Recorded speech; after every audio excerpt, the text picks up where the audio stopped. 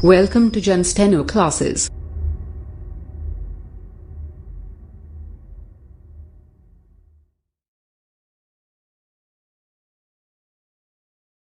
गुप्ता खंड ए 80 शब्द प्रति मिनट हिंदी डिक्टेशन अध्याय संख्या 25 शब्द चिन्ह।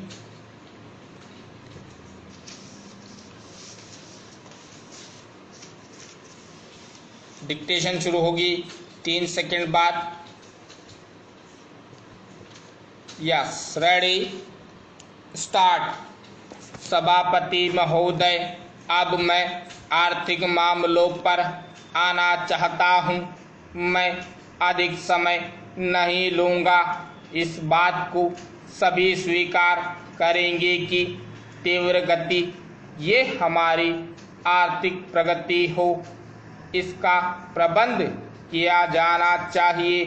इसके लिए ऐसा वातावरण बनाने की आवश्यकता है जिससे उत्पादन बढ़ सके, वितरण में समानता आ सके और उपभोग में संयम से काम लिया जा सके।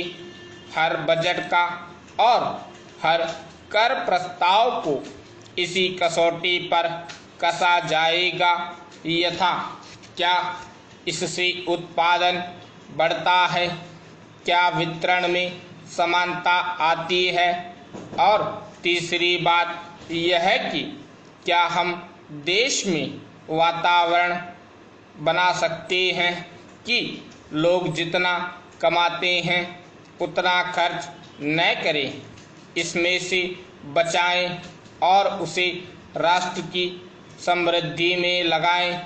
अगर इस कसौटी पर सरकार की आर्थिक नीतियां कसी जाएं तो मुझे लगता है कि उसमें पर्याप्त सुधार की गुंजाइश है। मैं वित्त मंत्री जी की कठिनाई को समझता हूं। विकास की आवश्यकता धन की मांग करती है। राज्य सरकारें अधिक कर लगाने के लिए तैयार नहीं है।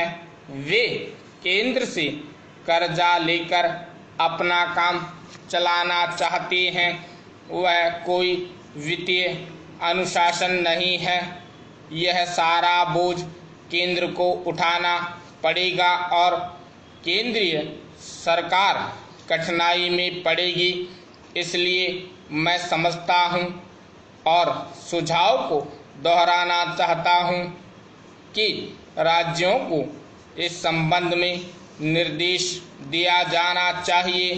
संविधान के अंतर्गत केंद्र इन राज्यों को निर्देशित दे सकता है कि वह अपने साधन के अंतर्गत अपने खर्च को चलाए।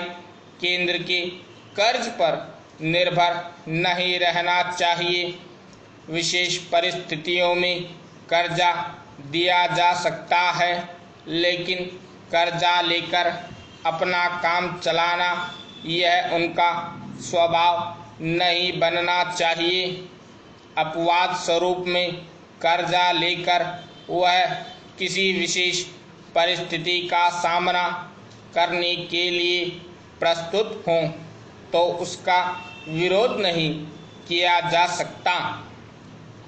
दूसरी बात यह है कि देश में सादगी और संपत्ति को उजाड़ने के बजाय उसे उत्पादक कार्यों में लगाने का वातावरण बनाना चाहिए। मैं नहीं जानता वित्त मंत्री महोदय इससे कहाँ तक सहमत होंगे, लेकिन आज देश समाजवाद की चर्चा बहुत होती है। लोगों का समाजवाद की ओर देखने का क्या दृष्टिकोण विकृत हो गया है। हम लोग क्या मिलता है और इस ओर देखते हैं, हम कितना खर्च करते हैं इस ओर ध्यान नहीं देते हैं। समाजवाद बिना संपत्ति की अभिवृद्धि किए और बिना उसके समान वितरण के नहीं आ सकता। हमारा देश कृषि प्रधान देश है। स्टॉप।